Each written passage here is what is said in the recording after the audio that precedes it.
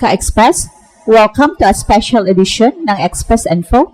Mainit na balita ang ating ibabahagi ngayon na sigurado magpapabilis ng tibok ng iyong puso.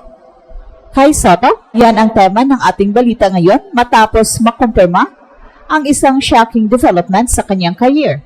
Ayon sa ating mga sources, maaga nang babalik sa aksyon si Kai, isang balita na jackpot para sa Gilas Pilipinas na naghahanda para sa nalalapit na FIBA window.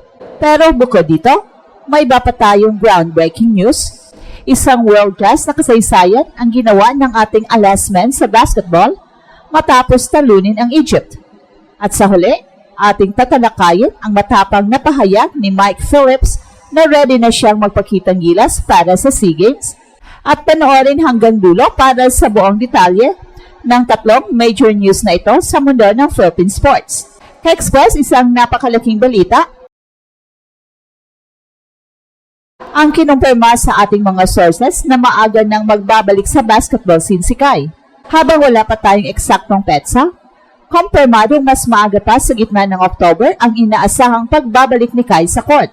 Ang balitang ito ay isang jackpot hindi lang para kay Kai, kundi para na rin sa buong Gilas Pilipinas squad. At bakit? Dahil swak na swak ang timing nito sa paghahanda ni Kai para sa November FIBA window. Kung dati-rati ay nag-aalangan pa ang kupunan sa kanyang availability, ngayon meron na silang assurance na makakasama si Kai sa mga importanteng laban, lalo na sa kanilang laro laban sa Guam. Ang pagbabalik ni Kai ay isang game changer. Sa kanyang 7'3" na height, automatic na magiging dominant ang Gilas frontcourt. Siya ang sagot sa problema ng Pilipinas pagdating sa rim protection, shot blocking at interior scoring. Hindi lang siya nagdadala ng sukat, kundi pati na rin ng skills na nag-mature na sa kanyang exposure sa mga international leagues.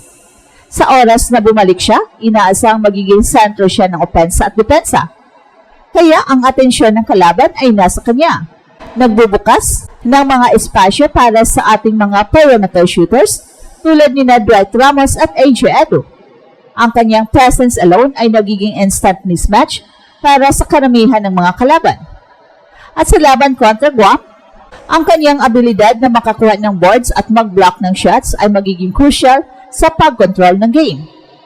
Isang tunay na halimaw sa loob ng paint, si Kai ay magbibigay ng kumpiyansa sa team na kaya nilang manalo at hindi lang makipagsabayan. At bukod pa rito, ang kanyang early return ay nagbibigay ng mas maraming oras para sa Gilas coaching staff na i-integrate siya sa sistema at chemistry ng team. Mas mahaba ang panahon para mag-practice, mag-adjust, kaya mas buo at mas handa ang Gilas pagdating sa November. Tunay na matagal nang inaasam ang pagbabalik na ito at sa wakas ay narito na. Samantala, isang nakakabilib na achievement ang naitala sa mundo ng volleyball matapos gumawa ng kasaysayan ang ating Alas men's team sa FIVB Worlds. Sa isang major upset, tinalo nila ang volleyball powerhouse na Egypt at ito ang kauna-unahang panalo ng Philippine men's team sa world stage. Ayon sa ulat, ang Alas men ay nagpakita ng puso at grit sa bawat play, patunay na may ibubuga rin ang Pilipinas sa world-class competition. Ang panalo ay hindi lang isang simpleng laro, kundi simbolo ng pag-angat ng Philippine volleyball sa international stage. Ipinakita ng team ang kanilang husay at determinasyon sa kabila ng pagiging underdog.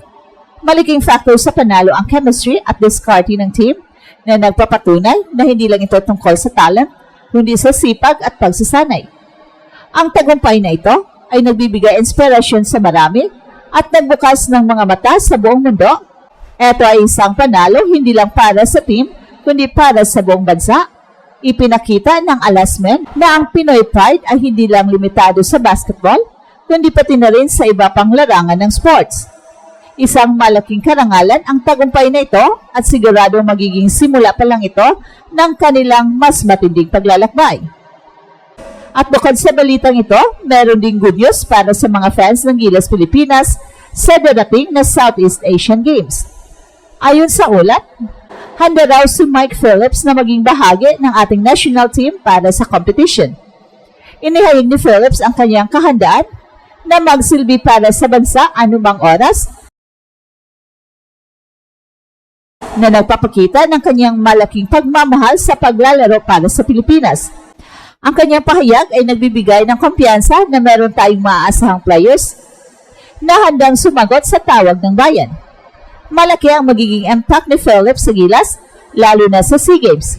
Ang kanyang husay sa loob ng court, lalo na sa depensa at rebounds, ay magiging malaking tulong sa koponan. Siya ay kilala sa kanyang energy at relentless hustle na siyang kailangan ng mga international tournaments. Ang kanyang presence ay nagbibigay ng depth sa lineup at nagpapalakas sa Gilas frontcourt. Sa gitna ng mga hamon at abala sa iba't ibang liga, ang commitment ni Phillips ay isang refreshing na balita. Ito ay patunay na kahit saan man siya maglaro, ang pagiging Pinoy ay laging nasa kanilang puso.